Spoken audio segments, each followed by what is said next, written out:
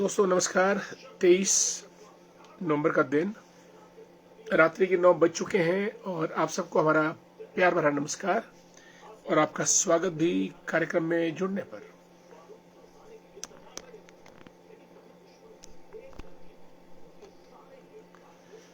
और दोस्तों, हर रोज की तरह आज भी हम आपसे कुछ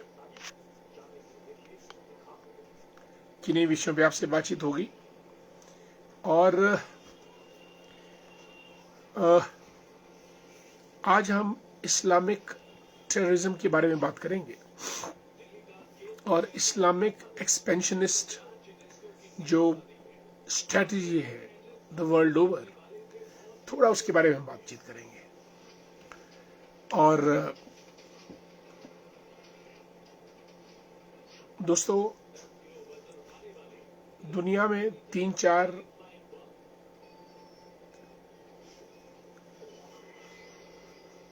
दीवान जी को नमस्कार। Manik Thakur the great, very good evening. Diwan ji को नमस्कार। दीवान जी कैसे हैं? क्या क्या हो रहा है आजकल? Manik ji, what's new on your front? Yugal Kishore जी को भी हमारा प्यार भरा नमस्कार। दोस्तों, मैंने इस्लामिक एक्सपेंशनिस्ट या टेररिस्ट एटीट्यूड की बात की। दुनिया में क्लैश जो चल रहा है वो क्रिश्चियंस और मुस्लिम्स का, और मुस्लिम वर्सेस कई जगह हिंदूज का। और ये इस वजह से है कि जब कोई भी धर्म, मत, संप्रदाय अपना एक्सपेंशनिस्ट एटीट्यूड टेकअप करता है तो कहीं ना कहीं दूसरे मतों को, संप्रदायों को, धर्मों को इससे बहुत परेशानी होती है। सबकी जगह अपनी अपनी है, लेकिन जब आप किसी और जगह को काबिज करना चाहेंगे तो जो उस जगह का ओरिजिनल ओनर होता है वो दिक्कत में जरूर आता है। और दुनिया में दोस्तों आजकल कुछ ऐसा ही हो रहा है। इस्लामिक जो एक्सपेंशनिस्ट एक्टिविटीज है वो पूरे यूरोप में, अमेरिका में, इंग्लैंड में और भारत, यहाँ 4 या 5 जगह तो ये बहुत खुले रूप से चल रही है। अगर आप अमेरिका की बात करें, अमेरिका में आज न्यूयॉर्क में जो मेयर है वो मुस्लिम बैकग्राउंड से कट्टर ममदानी, वो निर्वाचित हुआ है न्यूयॉर्क में।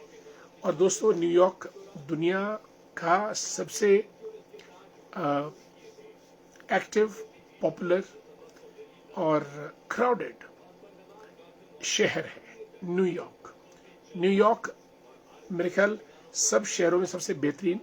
और अगर हम कुछ और शहर की बात करें तो इंग्लैंड में लंदन भी एक ऐसा ही शहर है। माय डियर फ्रेंड्स, लंदन के भी जो मेयर बने हैं वो मिस्टर सादिक, और न्यूयॉर्क के जो मेयर बने हैं वो मिस्टर ममदानी। यानी जो इस्लामिक एक्सपेंशनिस्ट एक्टिविटीज हैं ये डे बाय डे नए नए प्लेसेस, नए टाउन्स, नई सिटीज और मस्जिदों की संख्या भी जबरदस्त तरीके से बढ़ती जा रही है। भारत में ही हमने एक बार इस विषय पे बात की थी।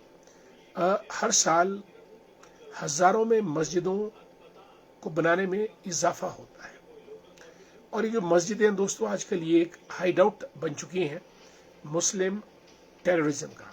हाइडआउट मीन्स जब भी कोई मुस्लिम किसी गांव में, शहर में एंटर करता है, सबसे पहले वो मस्जिद पर जाता है और वहां से जो उसको आदेश जारी होते हैं कि आपको फील्ड में क्या करना है, फिर वो उस ओर बढ़ता है। और दोस्तों, मेरा ये मानना है कि अगर ये एक्सपेंशनिस्ट एक्टिविटीज, अगर आप फ्रांस की बात करें, बेल्जियम की बात करें, इन देशों में मुस्लिम जो इस्लामिस्ट एक्टिविस्ट्स हैं वो ज्यादा बढ़ चुके हैं। इंग्लैंड के भी यही हाल है। और इंग्लैंड में तो इस्लामिक जो लोग हैं वो शरेआम थ्रेट कर रहे हैं कि लंदन को छोड़िएगा। नाउ दिस सिटी और mega city belongs to us.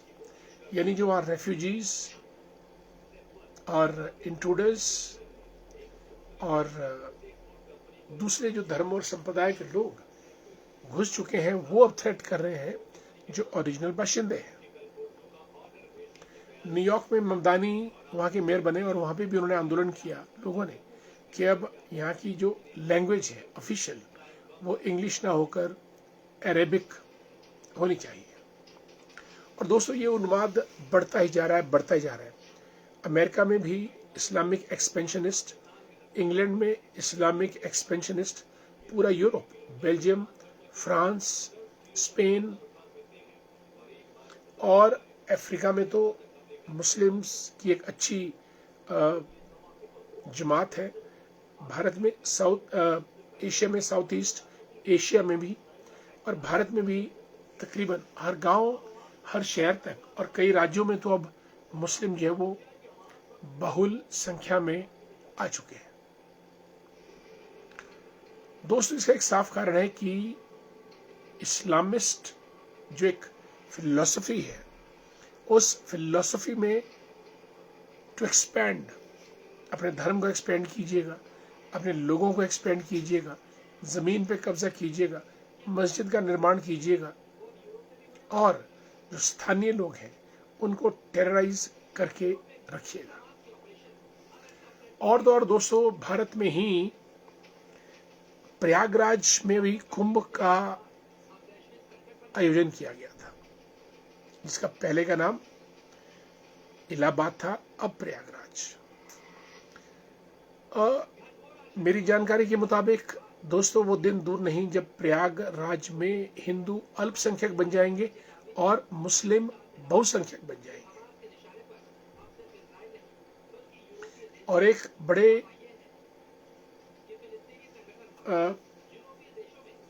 Strategise वे में ये काम किया जा रहा है। आपके किराएदार बनेंगे वो लोग, 6, 7, 8 महीने किराया देंगे, आप जितना भी मांगेंगे वो देंगे, उसके बाद किराया बंद कर देंगे।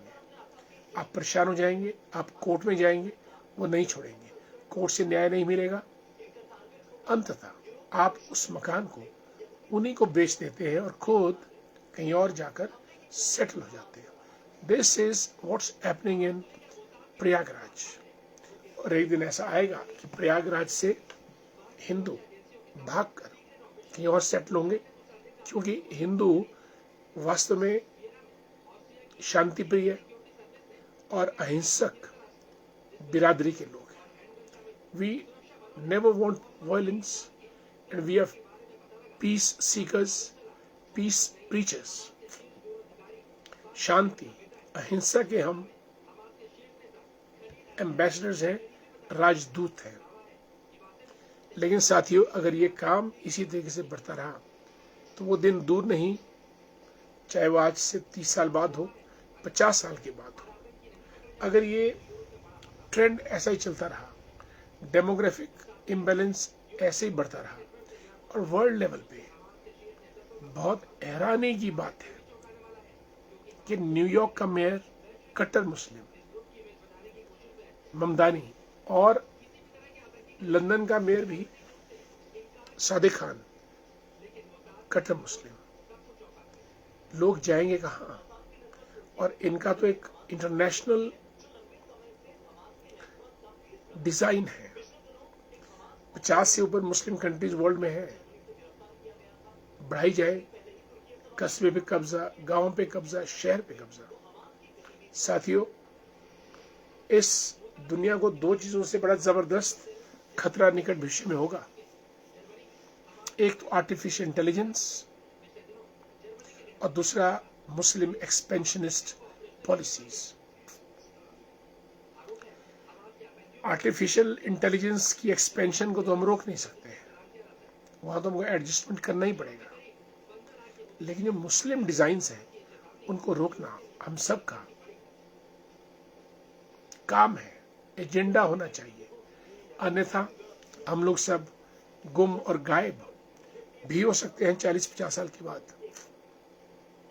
आप इस विषय पे गहन छानबीन कीजिएगा, आप गूगल सर्च करिएगा, पूरे वर्ल्ड में बचा ही क्या, जब न्यूयॉर्क और लंदन पे कब्जा हो जाए तो उसके बाद तो सारे शहर बड़े छोटे हैं उनके सामने। आप मानसिकता को देखिएगा, मेंटेलिटी को देखिएगा। और अगर ये ट्रेंड ऐसा ही चलता रहा, मदरसे ऐसे ही बढ़ते रहे, मस्जिद ऐसे ही बढ़ते रहे। मैं ज्यादा दूर ना जाता हुआ शिमला की बात करूंगा। शिमला, अगर आप संजौली से ढली तक का एरिया देखेंगे, किसी दौर में वहां पे कोई नहीं होते थे, लेकिन आज के दौर में छोटा शिमला से लेकर ढली तक चप्पे चप्पे पे आपको कोई ना कोई मुस्लिम बैठा हुआ मिलेगा। नियत ठीक हो तो चलेगा, लेकिन नियत ठीक ना हो तो उसकी चुभन और दर्द और मन में आक्रोश और अशांति हम सबको होती है। क्योंकि आने वाले समय में सर्वाइवल का प्रश्न यहीं से निकलेगा। इतनी बड़ी मस्जिद बन गई और हम लोग सोए हैं। हम लोग बिना चिंता किए, और जब चीजें बन गई तब हम जागते हैं, और फिर उसके लिए फिर भयंकर संघर्ष करना पड़ता है। जैसे अ स्टिच इन टाइम सेव्स 9। अगर वक्त पे अगर आप टांका लगाए तो एक टांका लगेगा, अगर आप वक्त चूक गए तो 10 या 20 टांके आपको लगाने पड़ेंगे। वही हमारे साथ हो रहा है। कितना बड़ा प्रदर्शन करना पड़ा संजौली में, अमरना अनशन पे बैठना पड़ा एक छोटी सी भूल, छोटी सी चूक के लिए, कि जब ये कार्य हो रहा था तब हम सोए पड़े थे। टेलीविजन पे विज्ञापन आते हैं कि अगर चैन की नींद सोना चाहते हैं तो जागते रहो। चैन की नींद सोना चाहते हैं तो जागते रहो। दोस्तों, हमें इस बात की आपत्ति नहीं है कि मुस्लिम को जहां रहते वहां रहें, लेकिन जानबूझकर बदनीयती से एक्सपेंशन करते रहें, ये गलत है। ये सरासर आक्रमण है। शिमला ग्रामीण के अंदर जो हमारी कॉन्स्टिट्यूएंसी है, सुन्नी के अंदर महज 20 या 30 ओरिजिनल मुस्लिम बाशिंदे होते थे। आज दोस्तों शुक्रवार को नमाज होती है, 500 से लेकर 600-700 तक लोग वहां पे इकट्ठे हो जाते हैं। ना जाने कहां से आते हैं, पता ही नहीं चलता है। दे कम फ्रॉम ऑल अराउंड। इसलिए हमको इस विषय का संज्ञान लेना चाहिए। सामाजिक असंतुलन, धार्मिक असंतुलन। और आप देखिएगा, इनके डॉक्टर्स, कोई अमोनियम नाइट्रेट फर्टिलाइजर इकट्ठा कर रहा है, कोई कुछ कर रहा है, और आटा पीसने की जो मशीन है वो घर पे, ताकि उसमें पूरी फर्टिलाइजर को पीस कर उसका पाउडर बनाया जाए और उसको फिर लोगों को मारने के लिए इस्तेमाल किया जाए। 250 doctors, this is a white collar crime. इसमें अब वो लोग नहीं है जो जाहिल अनपढ़ गंवार थे, जिनके द्वारा ये टेररिस्ट एक्टिविटीज करते थे। आज इनका बुद्धिजीवी वर्ग, पढ़े लिखे लोग, डॉक्टर्स, इंजीनियर्स, इंटेलेक्चुअल्स, वो भी इस यूनिवर्सल एक्सपेंशनिस्ट जिहाद में शामिल हो गए हैं। अमेरिका का ट्विन टावर्स गिराने वाला ओसामा बिन लादेन, कितनी बड़ी सोच रही होगी, कितनी बड़ी प्लानिंग रही होगी।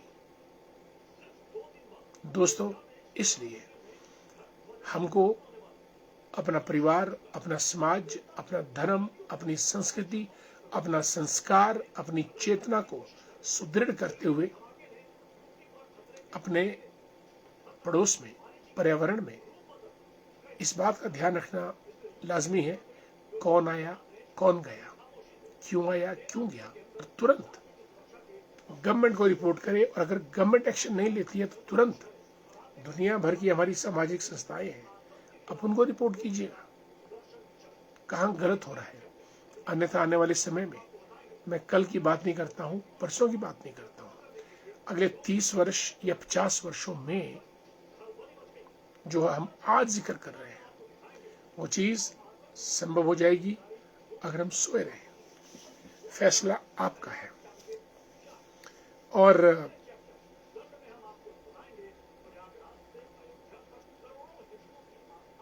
न्यूयॉर्क या लंदन में जो हुआ वो भारत में ना हो, इसके लिए आज हमको सजग होने की जरूरत है। ट्रंप ने बहुत जोर लगा दिया कि ममदानी ना जीते, बिकॉज वो एक मुस्लिम हार्डलाइनर था, लेकिन जीत गया। यहां भी ऐसा ही हो सकता है, इसलिए वक्त रहते हम संभलें, चुस्त रहें और जागरूक रहें। हमारे आस पड़ोस में क्या हो रहा है इसके बारे में गंभीर रहें। साथियों, हमारे मित्र जुड़े हैं, सभी मित्रों को नमस्कार। मानिक ठाकुर जी गुड इवनिंग, दीवान वर्मा जी हमारे परम मित्र, युगल किशोर जी को जय श्री राम, सुरेंद्र ठाकुर जी को भी नमस्कार, कमलराज जी गुड इवनिंग, प्रदीप सिंह साहब जुड़े हैं, good evening Pradeep ji, how are you, और प्रमोद कुमार जी को भी नमस्कार, राकेश श्याम जी हमारे मित्र जुड़े हैं, जय श्री राम, मनोज ठाकुर सरका घाट संदोल से गुड इवनिंग, सुरेश कश्यप जी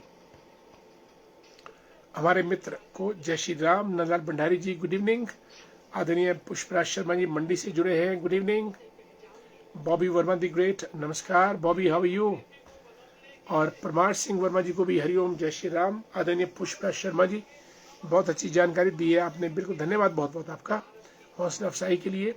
आदरणीय पुष्पराज शर्मा जी, जो मुझे लगा ठीक वो मैंने आपको बताया।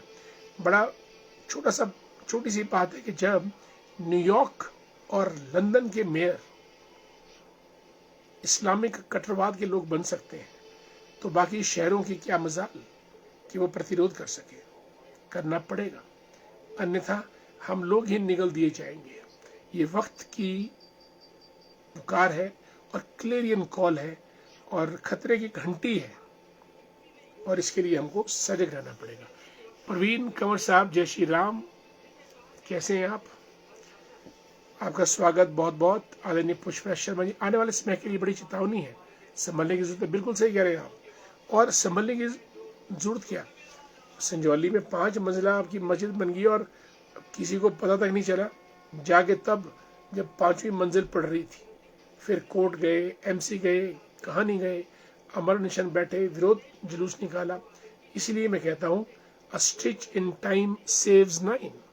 वक्त पे लगाया गया एक टांका 10 टांकों को लगाने के लिए मजबूर नहीं करता है।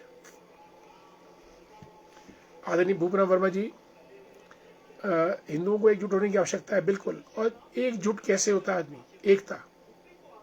एकता के 4 पिलर्स हैं। अगर आपको यूनाइटेड होना है, देयर आर 4 पिलर्स। नंबर 1 धर्म, नंबर 2 संस्कृति, नंबर 3 लैंग्वेज, नंबर 4 शासन। अगर ये 4 चीजें हैं तो आप यूनाइटेड रह सकते हैं। रिलीजन आपको एक रखता है, आपकी संस्कृति आपको एक रूपता में बांधती है, भाषा आपको एक करती है, आपका शासन आपको एक करता है। और 5वां पिलर जागरूकता, be alert, active, agile, always. पता होना चाहिए कि आपके पड़ोस में क्या हो रहा है। हम लोग तो आजकल ऐसे बन गए कि इस फ्लैट में हम रह रहे हैं, दूसरे फ्लैट में कौन है हमको मालूम नहीं, इस मंजिल में हम, ऊपर की मंजिल में कौन हमको मालूम नहीं। This is bad. आदरणीय भूपना शर्मा जी ने बहुत सही कहा कि एकजुट होने की जरूरत है। रमेश शर्मा जी, आने वाला समय खराब है, बिल्कुल हमको लग रहा है। हम इस वजह से बोल रहे हैं क्योंकि हमको लग रहा है। लोग आते रहेंगे, जाते रहेंगे, लोग पैदा होते रहेंगे, मरते रहेंगे, जमाना यूं ही आगे बढ़ता रहेगा। लेकिन अगर आप 2040-50 का, हम विकसित भारत की बात कर रहे हैं 2047 की, विकसित भारत भी हो सकता है, लेकिन ऐसा ना हो कि इस भारत में कि राज किसी और का ही चले। इसकी संभावना मुझे ज्यादा लग रही है। ठाकुरदास जी राधे राधे, दिल्ली में हैं या क्या वापिस आ गए? आपकी पंचायत थली आपके बिना सुनी सुनी सी लग रही है। राधे राधे, जय श्री राम। आदरणीय भूपना वर्मा जी, शादियों का दौर चल रहा है, मौसम भी साथ दे रहा है, लेकिन आप कमाल है, आप हर जगह शादियां अटेंड कर लेते हैं। आपको प्रणाम और बहुत बहुत साधुवाद।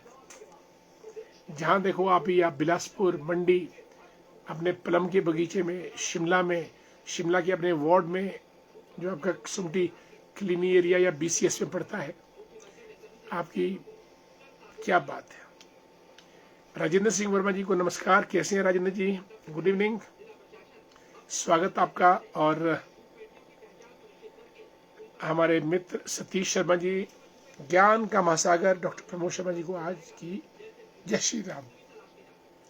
राम जी करेंगे सबका काम तमाम, लेकिन राम के साथ हमको चलना पड़ेगा, हमको राम की सेना बनकर चलना पड़ेगा, तब जाके बात बन पाएगी।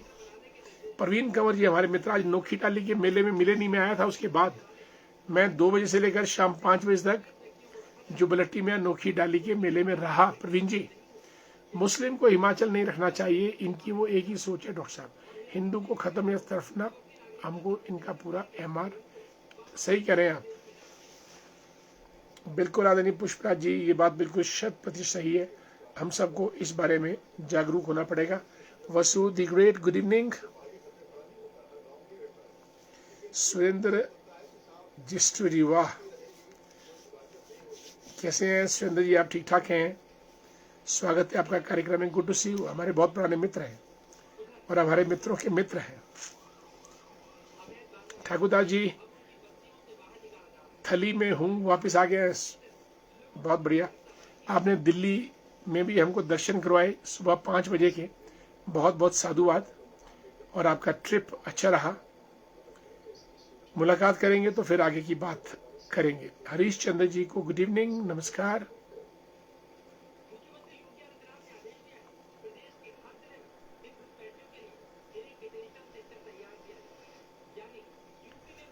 दोस्तों, आज हमको सिर्फ यही कहना था कि हम लोग एक बने, एक रहें।